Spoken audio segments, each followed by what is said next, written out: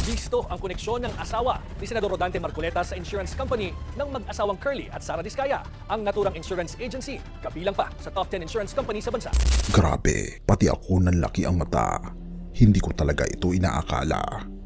Nabisto na kasi ng bilyonaryo ang tinatago ni Senator Marcoleta. Konektado ang asawa ni Senator Rodante Marcoleta sa mga insurance na ginamit ng mga Diskaya.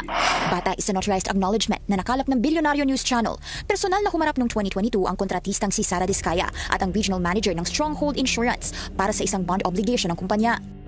Nakalista mismo sa board of directors ng Stronghold Insurance si Mrs. Edna Marcoleta, asawa ng senador. Ang tanong, ito ba ang dahilan kung bakit nasabi ni Senator Lacson na bakit parang pinagtatanggol ang mga Diskaya? Halika, atin itong pag-usapan mga kaibigan. Why are you so protective of the Diskayas? Why are you so protective? I am not protecting them. Mabuti sinabi mo yan, Mr. Chair. Ngunit boom, may nadiskubre ang Bilyonaryo News Channel. At kung totoo nga ito, grabe, mapapagulat ka na lang. Sabi ng mga tao, palaban daw siya pagdating sa mga issue ng gobyerno na tumutukoy kay Senator Marcoleta. Pero may kakaibang koneksyon na inilabas. Alam mo ba na si Edna Marcoleta, oo, misis niya mismo, ay Executive Director ng Stronghold Insurance Corporation? Nakalista mismo sa board of directors ng Stronghold Insurance si Mrs. Edna Marcoleta, asawa ng senador.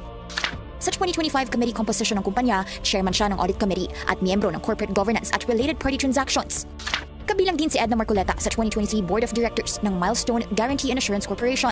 Elected siya bilang non-executive director noong 2016. Nakalagay din sa records ng kumpanya ang kanyang affiliation sa Congressional Spouses Foundation Incorporated noong panahong kongresista pa si Marcoleta sa Sagip Party List.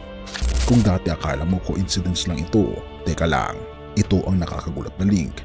Guess what? Dito rin pala kumukuha ng bond insurance ang Diskaya Construction Firms.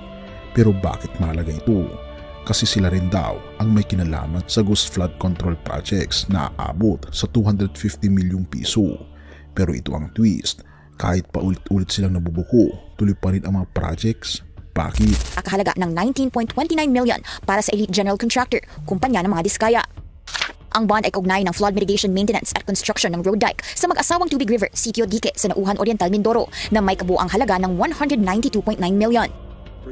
Ang parehong project ang pinuntahan ng team ni Senate President Pro Tempore Panfilo Lacson na completed naman sa DPWH website pero wala namang makikita on the ground.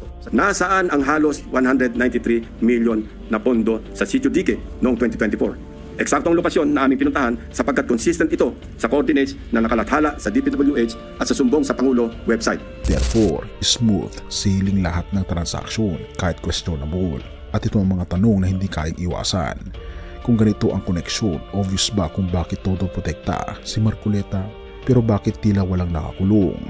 At bakit parang lagi na lang may retention money bond kahit wala naman sa ground ang mga proyekto? Pinuntahan daw mismo ang Sitio Dike sa Mindoro kung saan dapat ginawa ang 193 milyong pisong project. Pero ang nakita lang nila, tubig at putik, no dike, no structure, pero bayad na. Ito pa, may footage ng ribbon cutting ceremony noong 2024 sa Stronghold Insurance sa Mindoro na doon sina Representative Panaligan, pati ako nakakabot ulo. Kung totoo ang mga koneksyon na ito, conflict of interest na ba ito? Dapat bang imbestigahan ng Senado o may mas malalim pa na tinatago na hindi pa natin alam? Hindi naman dapat madaling ma-access ng mga kongresista. Kung saan may multimillion projects, dumadapo ang Agila. Pero lubog pa rin sa baha ang nadadapuan ng Agila. Una nang itinanggi ni Panaligan ang involvement sa mga implementasyon sa maanumalyang proyekto sa lalawigan. Spotted si Panaligan noong 2024 sa isang ribbon cutting ceremony ng Stronghold Insurance sa Mindoro kung saan nag-expand ang kanilang branch. Matatanda ang nagtalo na noon sina Lacson at Marcoleta hinggil sa Diskaya couple na iminungkahi ni Marcoleta na isa ilalim sa Witness Protection Program. Hindi ito pinirmahan ng DOJ at ng Senate President. Why are you so protective of the Diskaya? Why are you so protective? I am not protecting them. Mabuti sinabi mo yan, Mr. Chair. Pwede ba natin i-record ito? Sa kasalukuyan, no comment si Senador Marcoleta sa tanong kung may conflict of interest ba sa involvement ng kanyang asawa.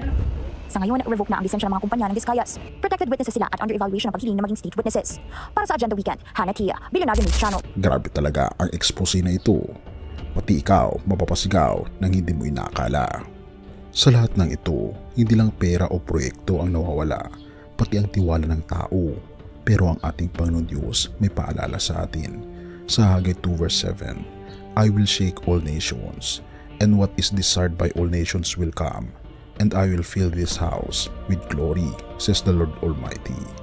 Kapatid, kahit anong katiwalian ang makita natin, Mayroon tayong Panginoong Diyos na makatarungan at siya ang husga sa mali. Pero higit pa sa hustisya, siya rin ay puno ng pag-ibig at awa. Sa gitna ng kaguluhan may pag-asa, kaibigan, at ang pag-asa ay masusumpungan lamang natin sa ating Panginoon Hesus. Kung pagod ka na sa kasinungalingan ng mundo, lumapit ka sa ating Panginoon Hesus. Sabi niya, "Come to me, all you who are weary and burdened, and I will give you rest." Isuko mo sa Kanya ang bigat ng iyong puso, kaibigan, at mararanasan mo ang kapayapaan na hindi kayang ibigay ng pera o politika. Purihin ang ating Panginoon Diyos at tayo manalangin. Ama naming Diyos na makapangyarihan sa lahat, salamat po sa paalala na ikaw ang tunay na makatarungan.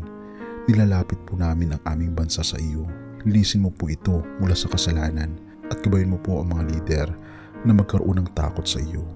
Linisin mo rin po ang aming mga puso at ilapit mo kami sa aming Panginoon Hesus. Sa Kanya lamang may tunay na pag-asa at kaligtasan. Dahil naniniwala po kami sa Kanya lamang ang daan patungo sa tunay na pag-asa at kaligtasan. Pinupuri po namin kayo at pinapasalamatan at salamat po sa inyo pong pag-ibig sa amin. At pakaingatan po kami at patawarin po kami sa lahat ng aming mga pagkukulang at pagkakasala.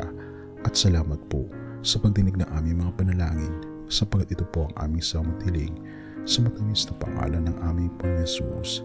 Amen.